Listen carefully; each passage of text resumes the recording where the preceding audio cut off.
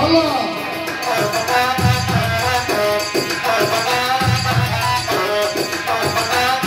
الصعيدة وجنبيك واقف على الحد قال ليه عيونك بصيرة ما في حد رزقه على حد ما في حد رزقه على حد بس الحبايب يا حب كتيرة بالصلاة على النبي بنتنا جميلة والنبي نصيب ولا غنى ولا شيء يهمنا مش عايزين أي حاجة ننسى ربنا